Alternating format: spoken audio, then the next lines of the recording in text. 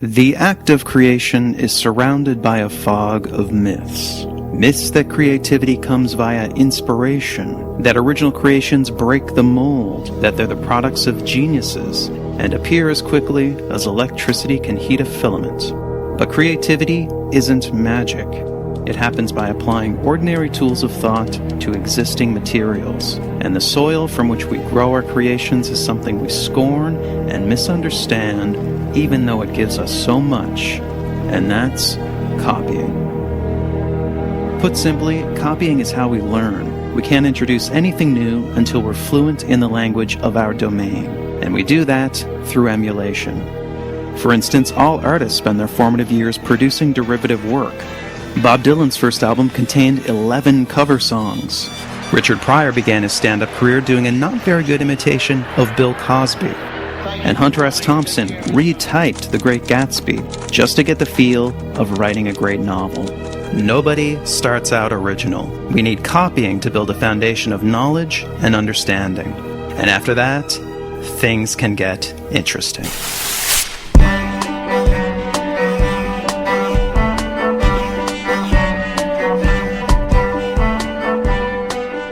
After we've grounded ourselves in the fundamentals through copying, it's then possible to create something new through transformation, taking an idea and creating variations. This is time-consuming tinkering, but it can eventually produce a breakthrough. James Watt created a major improvement to the steam engine because he was assigned to repair a Thomas Newcomen steam engine. He then spent 12 years developing his version.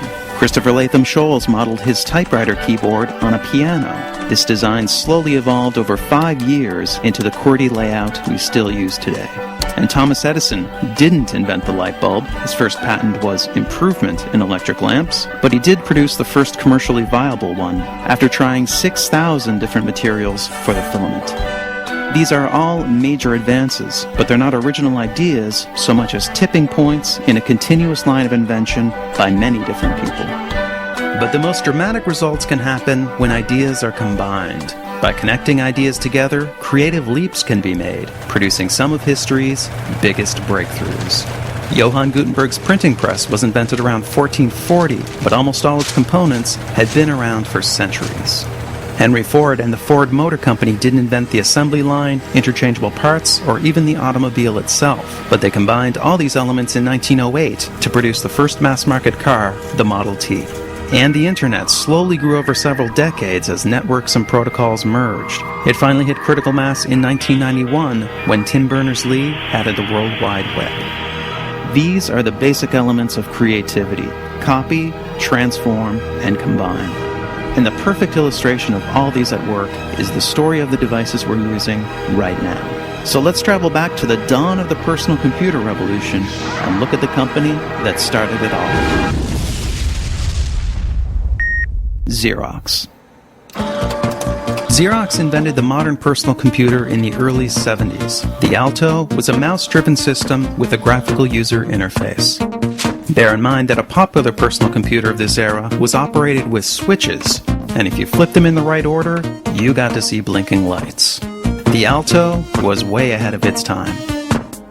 Eventually, Apple got a load of the Alto and later released not one, but 2 computers with graphical interfaces, the Lisa and its more successful follow-up, the Macintosh. The Alto was never a commercial product, but Xerox did release a system based on it in 1981, the Star 8010. 2 years before the Lisa, 3 years before the Mac. It was the Star and the Alto that served as the foundation for the Macintosh. The Xerox Star used a desktop metaphor with icons for documents and folders. It had a pointer, scroll bars, and pop-up menus. These were huge innovations, and the Mac copied every one of them. But it was the first combination it incorporated that set the Mac on a path towards long-term success. Apple aimed to merge the computer with the household appliance. The Mac was to be a simple device, like a TV or a stereo. This was unlike the Star, which was intended for professional use and vastly different from the cumbersome command-based systems that dominated the era. The Mac was for the home, and this produced a cascade of transformations. Firstly, Apple removed one of the buttons on the mouse to make its novel pointing device less confusing. Then they added the double click for opening files. The star used a separate key to open files. The Mac also let you drag icons around and move and resize windows. The star didn't have drag and drop. You moved and copied files by selecting an icon, pressing a key, then clicking a location. And you resized windows with a menu. The Star and the Alto both featured pop-up menus, but because the location of these would move around the screen, the user had to continually reorient. The Mac introduced the menu bar, which stayed in the same place no matter what you were doing. And the Mac added the trash can to make deleting files more intuitive and less nerve-wracking. And lastly, through compromise and clever engineering, Apple managed to pare the Mac's price down to $2,500. Still pretty expensive, but much cheaper than the $10,000 Lisa or the $17,000 Star. But what started it all was the graphical interface merged with the idea of the computer as household appliance. The Mac is a demonstration of the explosive potential of combinations. The Star and the Alto, on the other hand, are the products of years of elite research and development. They're a testament to the slow power of transformation. But of course, they too contain the work of others. The Alto and the Star are evolutionary branches that lead back to the NLS system, which introduced Windows and the mouse, to Sketchpad, the first interactive drawing application, and even back to the Memex, a concept resembling the modern PC decades before it was possible. The interdependence of our creativity has been obscured by powerful cultural ideas, but technology is now exposing this connectedness. We're struggling legally, ethically, and artistically to deal with these implications, and that's our final episode, Part 4.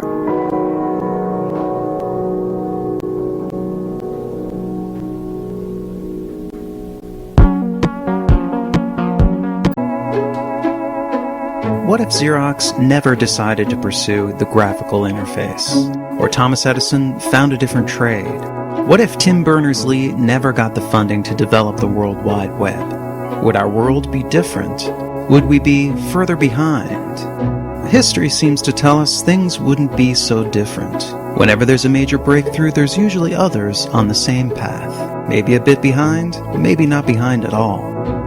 Isaac Newton and Gottfried Leibniz both invented calculus around 1684. Charles Darwin proposed the theory of evolution by natural selection, but Alfred Russel Wallace had pretty much the same idea at pretty much the same time. And Alexander Graham Bell and Elisha Gray filed patents for the telephone on the same day. We call this multiple discovery, the same innovation emerging from different places. Science and invention is riddled with it, but it can also happen in the arts. In film, for instance, we had 3 Coco Chanel movies released within 9 months of each other. Around 1999, we had a quartet of sci-fi movies about artificial reality. Even Charlie Kaufman's unusually original film, Synecdoche, New York, bears an uncanny resemblance to Tom McCarthy's novel, Remainder.